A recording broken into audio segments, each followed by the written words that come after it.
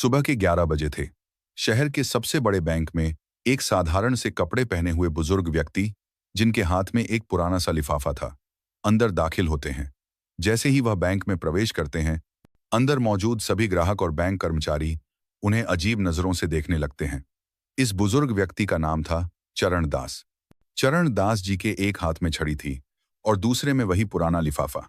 वह धीरे धीरे ग्राहकों के लिए बने काउंटर की तरफ बढ़ते हैं। इस काउंटर पर एक महिला कर्मचारी बैठी थी, जिसका नाम था सीमा। बैंक के अंदर मौजूद हर व्यक्ति की निगाहें चरण दास जी पर टिकी हुई थी। धीरे धीरे चरण दास जी सीमा के पास पहुंचते हैं और बड़ी विनम्रता से कहते हैं, देखिए बेटी, मेरे खाते में कुछ गड़बड़ हो गई है, ये ठीक से चल नहीं रहा है। ये कहते हुए चरण दास जी लिफाफा सीमा की तरफ बढ़ाते हैं, लेकिन सीमा चरण दास जी के कपड़ों को देखकर उन्हें परखती है और कहती है, बाबा, कहीं आप गलत बैंक में तो नहीं आ गए? मुझे नहीं लगता कि आपका खाता इस बैंक में होगा। तभी चरण दास जी सहजता से कहते हैं, बेटी, एक बार तुम देख तो लो, शायद मेरा खाता इसी बैंक में हो। सीमा लिफाफा रखते हुए उनसे कहती है, बाबा, इसमें थोड़ा समय लगेगा और आपको थोड़ी देर इंतजार करना होगा। इतना कहकर सीमा और बैंक में मौजूद अन्य लोगों का काम करने लगती है। चरण दास जी वहीं खड़े होकर इंतजार करने लगते हैं। थोड़ी देर तक इंतजार करने के बाद वह दोबारा कहते हैं, बेटी, अगर तुम थोड़ी व्यस्त हो तो तुम मैनेजर को फोन कर दो। दरअसल मुझे उनसे भी कुछ काम है, तो मैं उनसे कुछ बात कर लेता हूं। इसके बाद सीमा न चाहते हुए भी अपना फोन उठाती है और मैनेजर सुनील के केबिन का नंबर डायल करती है। उसने फोन करके मैनेजर को बताया कि एक बुजुर्ग व्यक्ति उनसे मिलना चाहते हैं। मैनेजर सुनील चरण दास जी को दूर से ही देखता है। चरण दास जी बड़े साधारण दिख रहे थे। मैनेजर सुनील फोन पर सीमा से पूछता है, क्या यह हमारे बैंक का ग्राहक है या ऐसे ही कोई मुंह उठाकर चला आया है? सीमा कहती है, सर, यह बात तो मुझे नहीं पता, लेकिन यह आपसे मिलने की बात कर रहे हैं। तब मैनेजर सुनील कहता है, ऐसे लोगों के लिए मेरे पास समय नहीं है। तुम ऐसा करो, इन्हें बिठा दो, थोड़ी देर बैठकर यहां से चले जाएंगे। मैनेजर सुनील के आदेश अनुसार सीमा चरण दास जी को वेटिंग एरिया में बैठा देती है। वह कहती है, बाबा, आप वहां बैठ जाओ, थोड़ी देर में मैनेजर साहब फ्री हो जाएंगे और उसके बाद आपसे मिल लेंगे। चरण दास जी वहां से टहलते हुए वेटिंग एरिया की तरफ चले जाते हैं और कोने में रखी एक कुर्सी पर जाकर बैठ जाते हैं।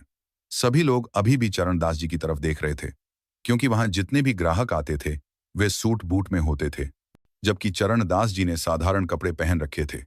देखने से भी नहीं लग रहा था कि उनका खाता इस बैंक में होगा, क्योंकि इस बैंक में अमीर लोगों के खाते होते थे। इसी वजह से चरण दास जी आकर्षण का केंद्र बन गए थे और सभी लोग उन्हें घूर घूर कर देख रहे थे और उनके बारे में तरह तरह की बातें बना रहे थे। यह बातें चरण दास जी को भी सुनाई देती हैं, लेकिन वह इन सभी चीजों को अनदेखा करते हैं और अपना नंबर आने का इंतजार करते रहते हैं। वह सोचते हैं कि थोड़ी देर में मैनेजर आएगा और मैं उससे बात कर लूंगा।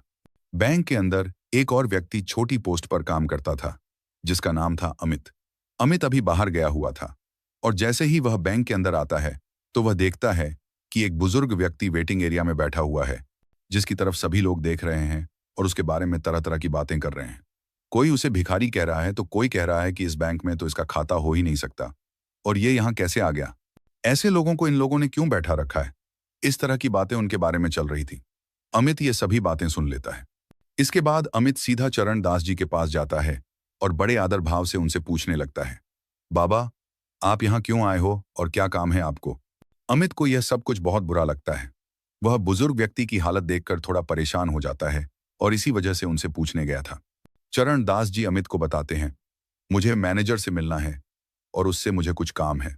यह बात सुनकर अमित उनसे कहता है, ठीक है बाबा, आप थोड़ी देर यहाँ इंतजार करो, मैं अभी मैनेजर से बात करके आता हूँ। इसके बाद अमित मैनेजर सुनील के केबिन में जाता है और उन्हें उस बुजुर्ग व्यक्ति के बारे में बताता है। लेकिन मैनेजर सुनील पहले से ही उस बुजुर्ग व्यक्ति के बारे में जानता था और कहने लगता है, मुझे पता है, मैंने ही उसे वहां बिठा रखा है, थोड़ी देर वहां बैठेगा और बैठने के बाद वहां से चला जाएगा। इसके बाद मैनेजर सुनील अमित को कोई और काम बता देता है और कहता है, तुम अपना काम कर लो और तुम्हें इस चीज से कोई मतलब नहीं है। अब अमित दूसरे काम में लग जाता है और धीरे धीरे उस बुजुर्ग व्यक्ति को वहां बैठे हुए लगभग 1 घंटा हो गया था।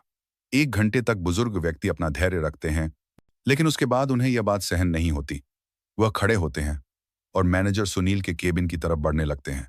जैसे ही वह मैनेजर सुनील के केबिन की तरफ बढ़ते हैं, मैनेजर देखता है कि वह बुजुर्ग व्यक्ति उसके पास ही आ रहा है, तो वह फौरन अपने केबिन से बाहर निकलता है और उस बुजुर्ग व्यक्ति के सामने खड़ा हो जाता है और अकड़ते हुए पूछने लगता है, हाँ बाबा, बताइए आपको क्या काम है।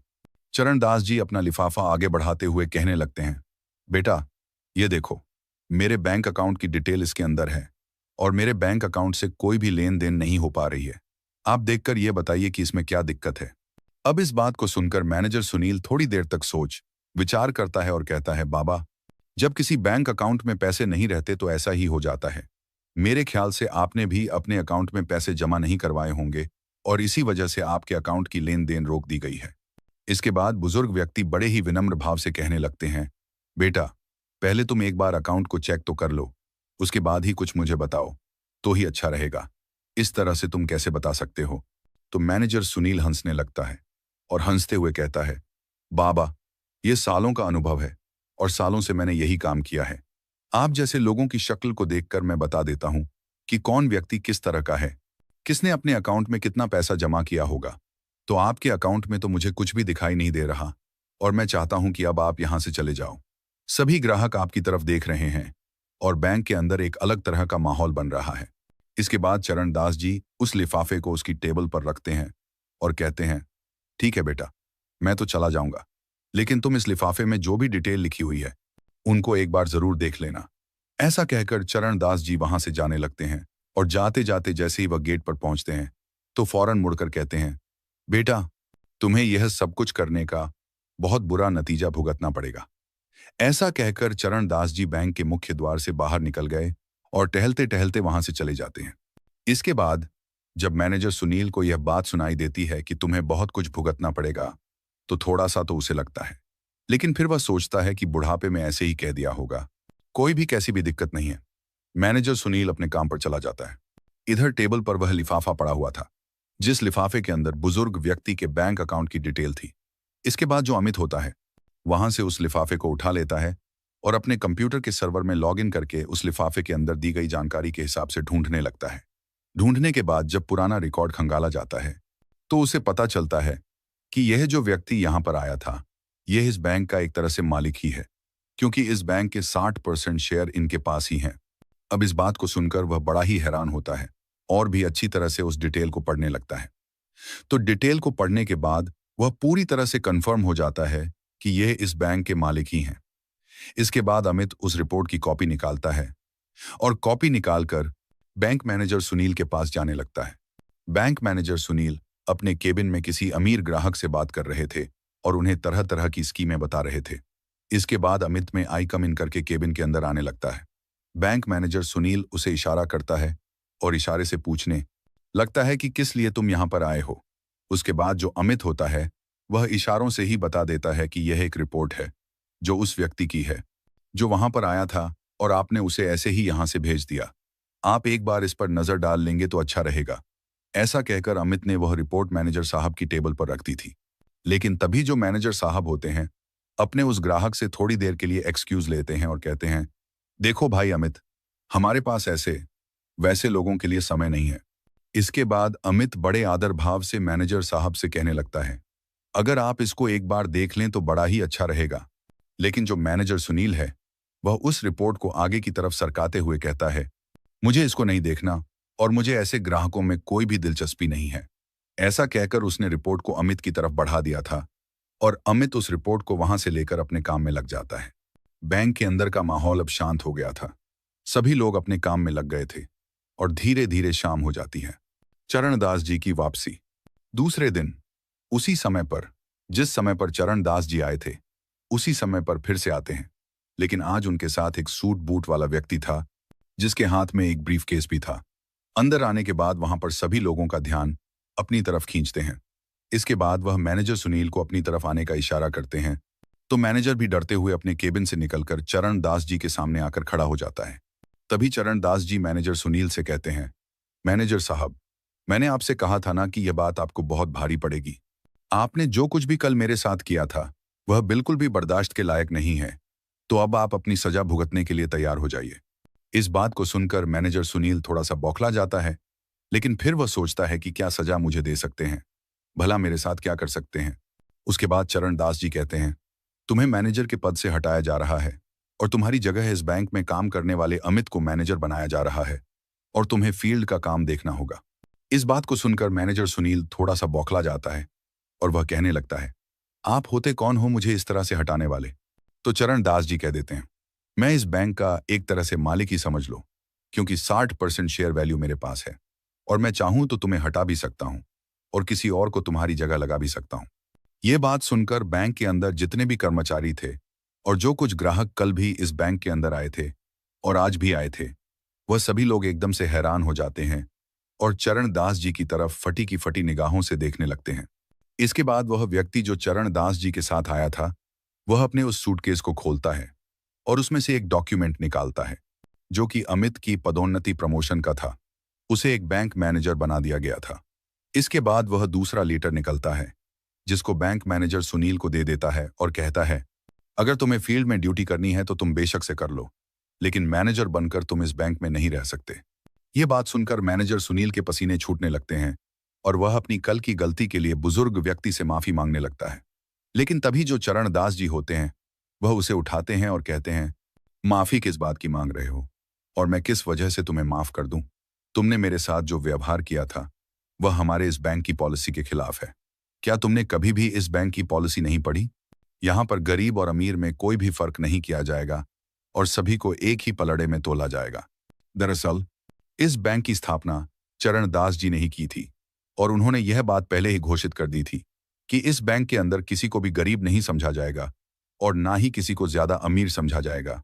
सभी के साथ सामान्य व्यवहार किया जाएगा और कोई भी बैंक का स्टाफ ऐसा करता है तो उसके खिलाफ कड़ी से कड़ी कार्रवाई की जाएगी।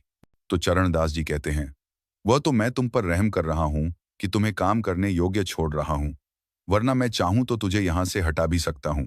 जो तुमने मेरे साथ किया है वह बिल्कुल भी किसी के साथ नहीं होना चाहिए।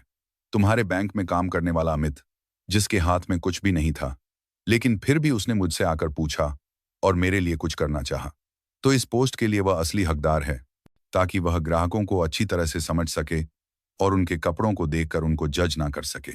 ऐसा कहकर चरण दास जी सीमा को बुलाते हैं और सीमा को भी इस बात के बारे में फटकार लगाते हैं। कहते हैं, मैं पहली गलती समझकर तुम्हारी इसे माफ कर रहा हूं, लेकिन बैंक के अंदर कोई भी व्यक्ति अगर आए तो उसको उसके कपड़ों से जज नहीं करना है, उसके बारे में तसल्ली से देखना चाहिए। अगर तुम मुझे पहले ही संभाल लेती तो इस मैनेजर के पास मुझे नहीं जाना पड़ता और मुझे और ज्यादा अपमान का सामना नहीं करना पड़ता।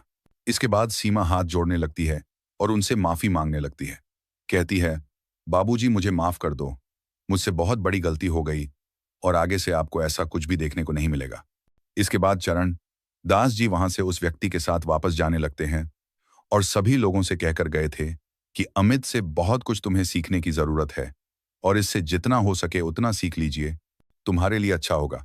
अब मैं बीच बीच में यहाँ पर किसी ना किसी को भेजता रहूंगा जो तुम्हारी इन हरकतों के बारे में अच्छी तरह से मुझे रिपोर्ट दे सके। ऐसा कहकर चरण दास जी वहां से चले गए और बैंक का पूरा स्टाफ इस बारे में बात करने लगता है और सोचता है कि अब अच्छी तरह से काम करना होगा, कहीं अगली बार उनका नंबर ना आ जाए। इस बात को सोचकर पूरा बैंक सुधर जाता है और सभी लोग अच्छी तरह से उस बैंक के अंदर काम करने लगते हैं। चरण दास जी का यह कारनामा चारों तरफ फैल गया था और सभी लोग उस बैंक की बड़ाई करने लगते हैं और कहते हैं कि मालिक हो तो ऐसा हो, वरना बेशक से ना हो, क्योंकि ज्यादा मालिक अपने बैंक को खोलकर चले जाते हैं। फिर चाहे पीछे से मैनेजर किस तरह का काम करे या पीछे से कोई भी कर्मचारी कैसा भी काम करे, उन्हें इस चीज से कोई भी मतलब नहीं होता है। लेकिन चरण दास जी ने अपने मालिक होने का पूरा कर्तव्य निभाया और उस बैंक के कर्मचारियों को एक अच्छा सबक सिखाया। चरण दास जी के बारे में आपकी क्या राय है और अमित के बारे में आप क्या कहना चाहेंगे? अपनी राय कमेंट बॉक्स में लिख सकते हैं और लोगों के साथ साझा कर सकते हैं। अगर आपको वीडियो अच्छी लगी तो वीडियो को लाइक और चैनल को सब्सक्राइब जरूर करें, ताकि हमें थोड़ा सा हौसला मिले आप लोगों के लिए ऐसे ही अच्छे अच्छे वीडियो बनाने के लिए। इन कहानियों को सुनाने का उद्देश्य किसी को परेशान करना बिल्कुल भी नहीं है। यह कहानी आपको इसलिए सुनाई जाती है ताकि आप लोग इन कहानियों में से कुछ ना कुछ सीख सको और अपने जीवन में उस चीज को लागू कर सको। मिलते हैं किसी अगली वीडियो में नए टॉपिक के साथ। तब तक के लिए जय हिंद, जय भारत। आप सभी का बहुत बहुत धन्यवाद।